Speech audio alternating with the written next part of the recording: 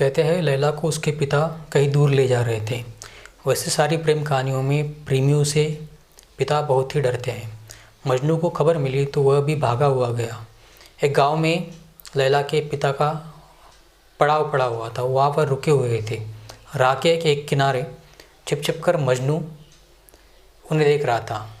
मजनू लैला की वहाँ प्रतीक्षा कर रहा था। जब लैला वहाँ से गुजरी तो उसने उससे पूछा कि तुम कब तक लौटोगी, कब तक आओगी।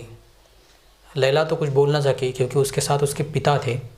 उसने हाथ से इशारा किया और कहा कि आऊँगी, ज़रूर आऊँगी। जिस वृक्ष के नीचे उसने ये वादा किया था, मजनू उसी वृक्ष के नीचे टिका रहा, खड़ा रहा, वहीं रुका रहा। और कहते हैं कि 12 वर्ष बीत गए और मजनू वहाँ से हिला तक नहीं, वहीं खड़ा रहा उसी वृक्ष के नीचे। कहते हैं कि धीरे धीरे वह वृक्ष की छाल मजनू की खाल से जुड़ गई।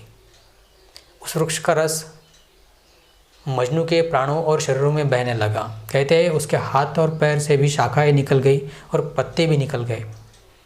12 वर्ष बाद लैला उस रास्ते से वापस निकली, वहाँ से गुजरी।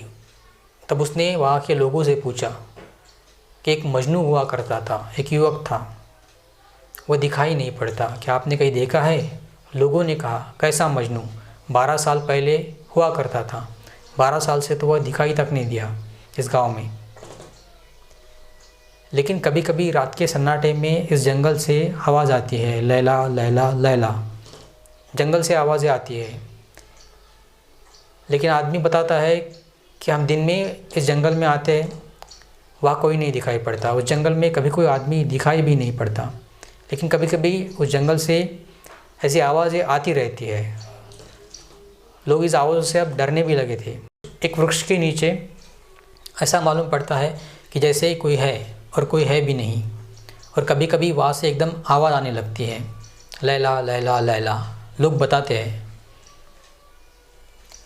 लैला भी भागी भागी हुई वहाँ गई।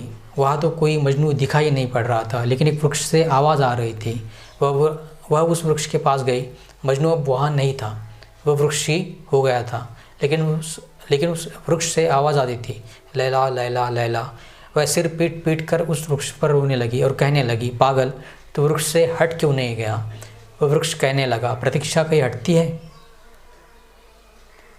प्रेम हमेशा प्रतीक्षा करने को तैयार होता है। सिर्फ सौदेबाज प्रतीक्षा करने को तैयार नहीं होता।